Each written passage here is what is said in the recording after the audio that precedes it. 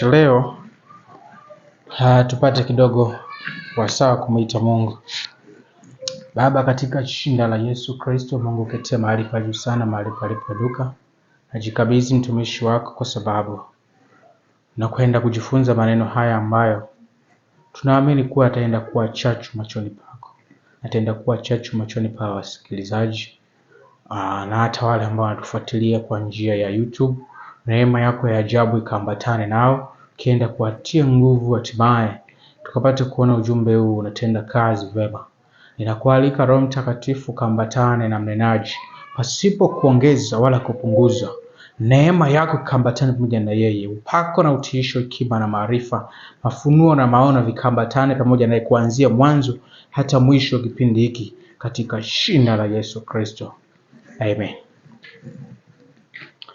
Wakati tunaelekea kwenye kujifunza maandiko yetu matakatifu, kabla ya kipindi cha maombi,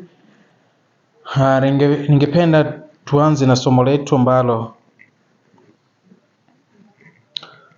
lina kichwa huwezi kushindana bila kuwa na mshindani. Hapa tunajifunza kwa habari ya kushindana kwa watu ambao tayari wameshaokoka, na hata kwa wewe ambaye unanifuatilia ambaye haujaokoka, unapaswa kujifunza kwamba lazima kuwe na ushindani, ili hatimaye tukapate kuona unakuwa na mashindano yaliyo bora. Siku zote hakuna mashindano yaliyo bora kama hakuna mshindani. Sasa wakati tunaendelea na ibada yetu, popote pale ambapo unanifuatilia mtandaoni, lazima utambue ili kwamba hakuna mashindano yasiyokuwa na mshindani. Na kama mshindani wako ni dhaifu, tunategemea kwamba mashindano hayo yatakuwa sio mashindano ambayo yanatarajiwa. Itakuwa labda ni mashindano ya upande mmoja. Sasa leo tunapaswa kujifunza hapa kwa ukamilifu zaidi juu ya habari hii ya kushindana. Jambo la kwanza ambalo napaswa kujifunza kwa hiyo ambayo unanifuatilia, habari ya wokovu ni habari ya ushindani. Na ndio maana watu ambao wameamua kumpa Yesu maisha, wokovu ni kumpa Yesu maisha, wapo katika hali hii ya ushindani na wanapitia ushindani mkubwa. Wewe utakuwa shahidi hapo ulipo kwa kuangalia ushindani huu ambao watu wanaupitia. Ushindani huu ambao tayari watu waliookoka wanaupitia kutoka kwa ndugu, jamaa na marafiki. Mtu ambaye ameokoka anapitia changamoto kubwa sana ya ushindani. Upinzani ambao anaupitia ni mkubwa sana. Inaweza ikawa ni kwa ndugu au inaweza ikawa kwa marafiki, lakini ilimradi ashushwe nguvu, imani yake ishushwe. Usishangae kuona hata ndugu ambaye ulikuwa unamtegemea, mzazi, kwambia kwetu hakuna mtu ambaye ameokoka. Kwetu hakuna mtu ambaye amempokea Yesu kuwa Bwana na Mwokozi wa maisha yake. Hakuna. Kwa hiyo wewe umeshaokoka, lakini katika familia hayupo anayefanana na wewe kwamba alishaokoka. Hii tunasema kwamba lazima utapitia ushindani mkubwa sana. Na ushindani huu ndio unasababisha tuseme kwamba wokovu lazima uwe na mshindani anayeshindana na wewe. Na kwa habari ya watu ambao hawana ushindani au upinzani katika wokovu waliopokea, ni wazi kwamba wokovu wako bado haujasimama kwenye viwango ambavyo vinatakiwa. Kwa sababu aliyesimama katika viwango, wokovu wake unakuwa na shida nyingi, yani upinzani unakuwa ni mwingi. Shetani anawinda wokovu ule ili uyumbe. Siku zote mwenye mali ndiye anayewindwa na ndiye anayetafutwa. Mwenye kitu. Lakini kama hauna kitu, basi wewe huwezi kuona vita sana, hauwezi kuwa unatafutwa sana, hauwezi kuwa unafuatiliwa sana.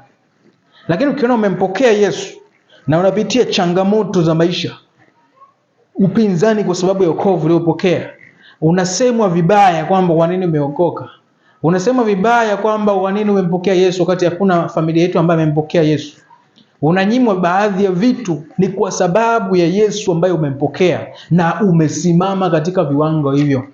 Nje ya hapo lazima uone kwamba unaishi maisha ya kawaida tu, na ndugu hata ambao hawajampokea Yesu, majirani, marafiki, wana furaha na wewe muda wote, na mipango yao yote inafanikiwa wakileta kwako. Maana yake kwamba hujasimama kwenye viwango. Tunaenda kwenye kiini cha somo letu ambalo linasema mfahamu sasa adui yako.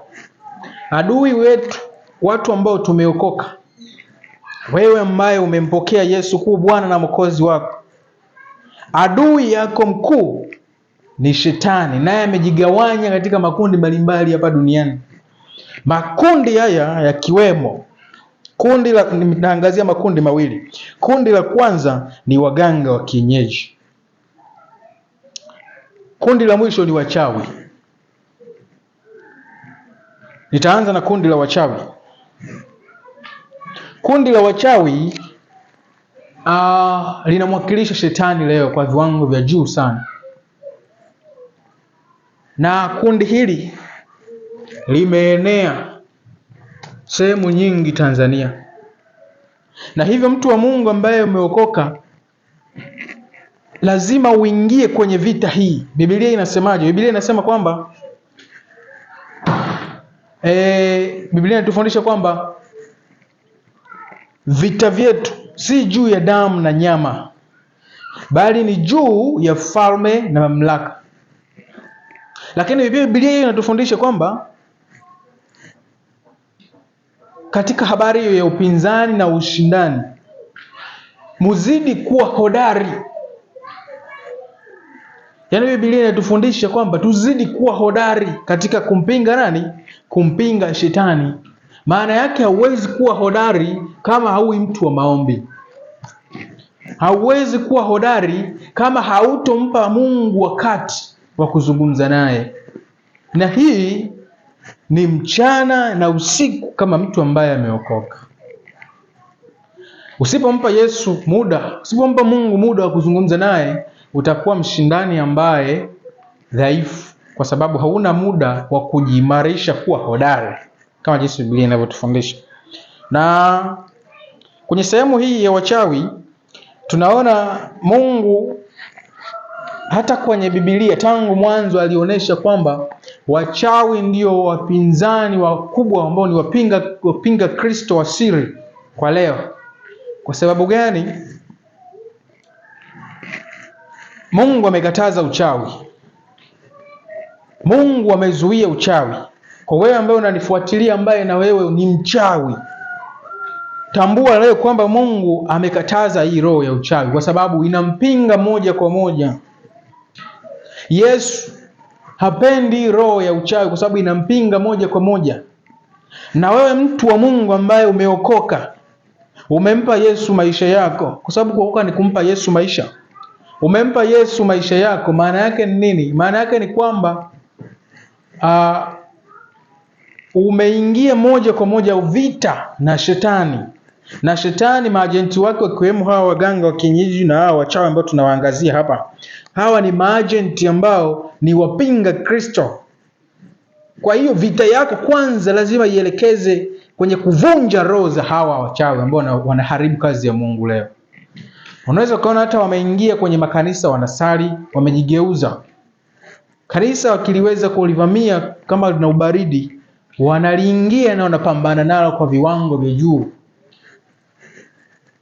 Lakini makanisa ambayo yana watu wamesimama kiroho, wanakosa nafasi, wanajaribu kutafuta makanisa ambayo ni baridi, dhaifu. Sasa ili ufahamu kama Biblia imekataza, ukisoma katika Kutoka sura ile ya 22 mstari wa 18, Biblia inasema usimwache mchawi, mwanamke mchawi kuishi. Agano la Kale lilikuwa haliruhusu kabisa mchawi kuonekana anaishi. Yaani ni halali kuhakikisha mwanamke mchawi haishi. Unaweza ukajiuliza kwa nini Biblia imemtaja mwanamke mchawi kuishi? Ni kwa sababu gani?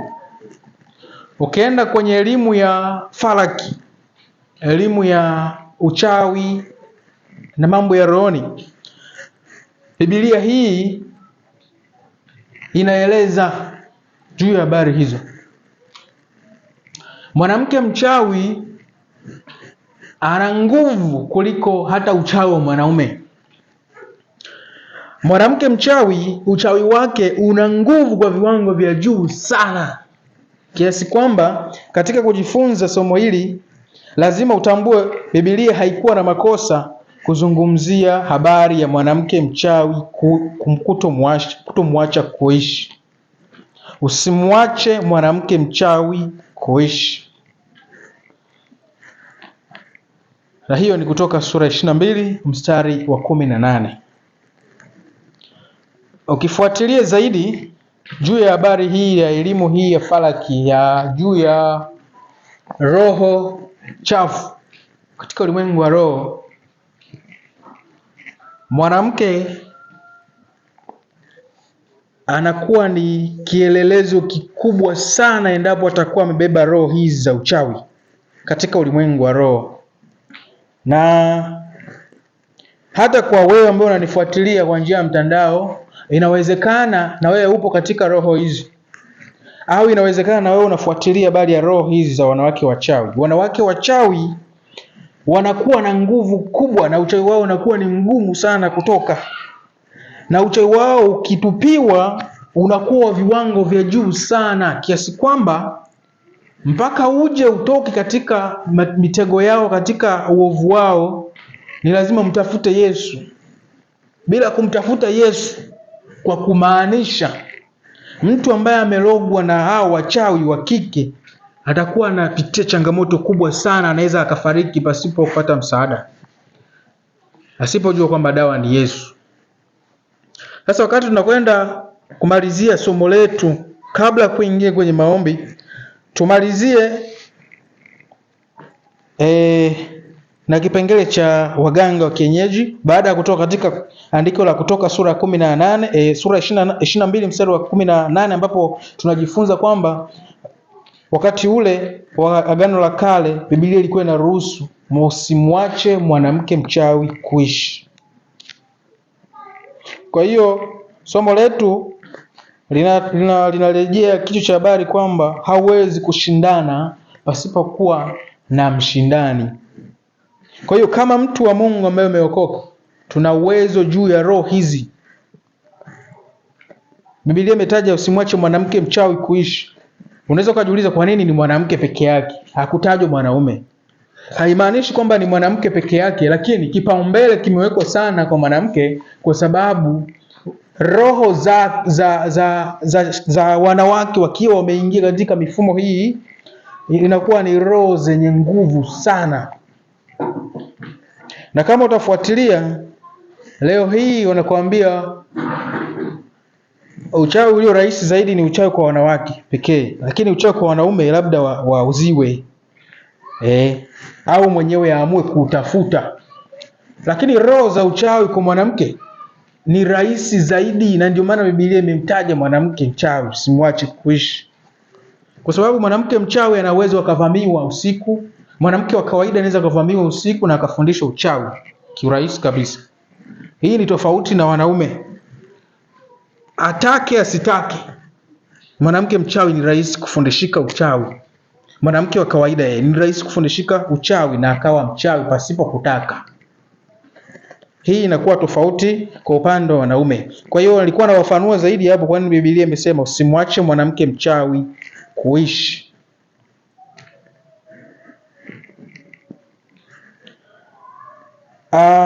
Lakini wakati tunaendelea kutambua maadui zetu ambao tunatakiwa kupigana nao, kama jinsi tunavyojifunza katika somo letu kwamba lazima utambue adui yako ni nani.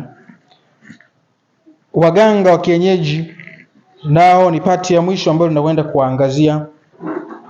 Kwa nini tunawazungumzia sana roho hizi za uganga wa kienyeji, roho hizi za uchawi? Ni kwa sababu gani? Mpinga Kristo wa siri leo ni waganga wa kienyeji na wachawi. Mambo mengi yanayoharibika kwa watu ambao wanajaribu kumtafuta Mungu ni kwa sababu kuna mpinga Kristo mganga wa kienyeji, kuna mpinga Kristo mchawi ambaye anadhaifisha bidii ya mtu ambaye anamtafuta Mungu. Mtu ambaye anamtafuta Mungu anakuwa na yeye anatafutwa, kwa sababu Biblia inasema yaani wokovu ni vita na mpinzani wetu ni shetani. Maana Biblia ikasema mpingeni naye atawakimbia. Kwa hiyo katika juhudi za mafanikio, shetani lazima aje juu, ahakikishe kwamba mafanikio yako anaagiza majini ya chuma ulete, yaje kuharibu biashara zako, yaje kuharibu mifumo yote ambayo unaanzisha ya kiuchumi ili ufanikiwe. Ili unapoharibikiwa ukose nafasi ya kumtafuta Mungu. Uwe unawaza maisha, uwe unawaza mifumo ambayo tayari uliiweka ikupe pesa na inaharibika. Ukisoma katika Kumbukumbu la Torati sura ile ya 18 10 mpaka 12,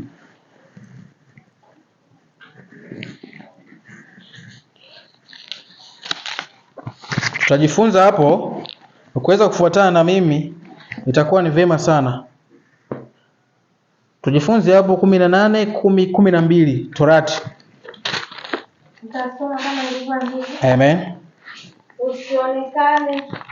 Asionekane kwako mtu ampitishaye mwanawe au binti yake kati ya moto, wala asionekane mtu atazamaye bao, wala mtu atazamaye nyakati mbaya, wala mwenye kubashiri, wala msihiri, wala mtu arogaye kwa kupiga mafundo, wala mtu apandishaye pepo, wala mchawi, wala mtu awaombaye wafu. Kwa maana mtu atendayo hayo ni chukizo kwa Bwana. Kisha ni kwa sababu ya hayo Bwana Mungu wako anawafukuza mbele yako. Amina. Ukiangalia hapo Biblia inawataja waganga wa kienyeji katika sehemu hii. Tunaposema asionekane kwako mtu apitishaye mwanawe na binti yake kati ya moto. Maana yake hapo sasa, huu ni uganga ambao ni waziwazi unaozungumzwa hapa. Ilibidi tu waandike asionekane mtu anakuwa mganga wa kienyeji. Maana yake anayepitishiwa moto katikati ya miguu ni waganga wanaofanya hivi, kuwapitishia watoto, na saa nyingine ni wazazi wanawapitishia watoto wao kwa lengo la uganga. Kwa hiyo Biblia inawataja hapa kwamba asionekane mtu wa namna hii. Kwa hiyo hata kwa wale ambao ni waganga wa kienyeji, unaposikia somo hili ni lazima ubadilike na kumfuata Yesu, kwa sababu bila ya hivyo itakuwa ni bure. Na ukijifunza zaidi hapo, Biblia inazungumza asionekane mtu ambaye anatazama bao au nyakati mbaya. Maana yake anatabiri kwa kutumia pepo. Kwa hiyo tunapoenda kufanya maombi, maana yake tunaenda kufanya vita dhidi ya roho hizi za uganga. Kwa sababu kama Biblia imekataza huu uganga, ni dhahiri kwamba hata Mungu hapendi. Changamoto zote ambazo tunapitia, tunaingia nazo kwenye maombi, ni kwa sababu gani? Kuna roho ambazo zinafuatilia, ikiwemo roho hizi za uchawi, roho za uganga. Ndizo ambazo kwa asilimia kubwa zinadhaifisha kanisa na inadhaifisha maisha ya watu wa Mungu. Ukijua siri hii, hata wakati unaingia kwenye maombi utakuwa unajua unaomba unapiga sehemu gani. Unaweza ukawa unaomba lakini haujui sehemu ya kupiga. Unaomba kikawaida. Kwa hiyo tutaingia kwenye maombi ya kuomba pango kazi wako mwenyewe, na tutaingia kwenye maombi kuombea pia pango kazi wa kanisa na kuombea kambi la vijana. Unapoenda kwenye maombi haya, hakikisha unaelewa kwamba adui yako shetani Namba moja, anapitia kwenye uganga na uchawi. Na ndio maana tunasema usiku lazima usimame kama mtu ambaye umeokoka, uombe. Kama hauombi usiku, wokovu wako lazima uwe legelege na uwezi kupigana na shetani. Kwa sababu gani? Shetani anavizia muda ambao wewe hauwezi kuomba. Mchana na uwezo wa kuomba, ukiona hatari